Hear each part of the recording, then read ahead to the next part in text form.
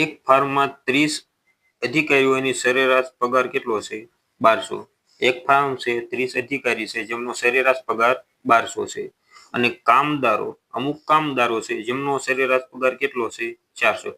કામદારો કેટલા છે આપણને આપેલું નથી, પરંતુ અધિકારી આપેલા છે. કેટલા? 30 અધિકારી છે.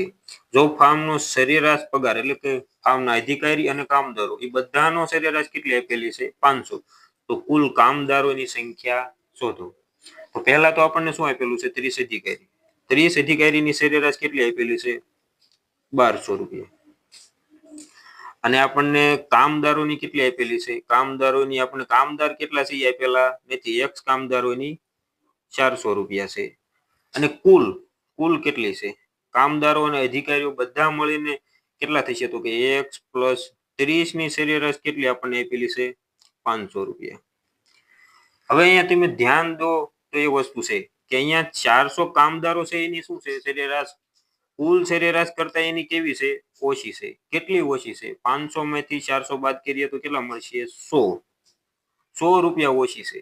તો આ 100 રૂપિયા ઓછી પૂરી કરવી એટલે એની સરેરાશ કિંમત એના જેટલી થઈ જશે. તો અહીંયા કુલ જો અધિકારીઓનો પગાર કેટલો છે? 1200. તો એમાં 500 કરીએ તો કેટલા મળશે? અહીંયા આપણને 700. તો આને સરેરાશ પૂરી કરવા માટે કેટલા જરૂર છે? 100. અને આને કેટલા વધારે છે? 700 વધારે છે.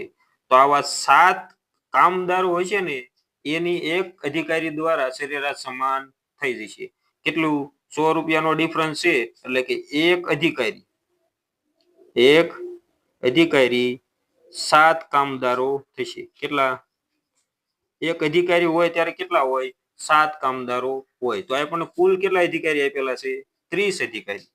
તો 30 અધિકારીઓ કેટલા કામદારો હશે? તો હવે 7 ગુણ્યા 30 છેદમાં 1. 7 તેરી 21 ને 1 0. તો 210 કામદારો હશે. 30 અધિકારી હશે અને 210 કામદારો હશે. જ્યારે તેમની કુલ સરેરાશ કેટલી થશે? 500.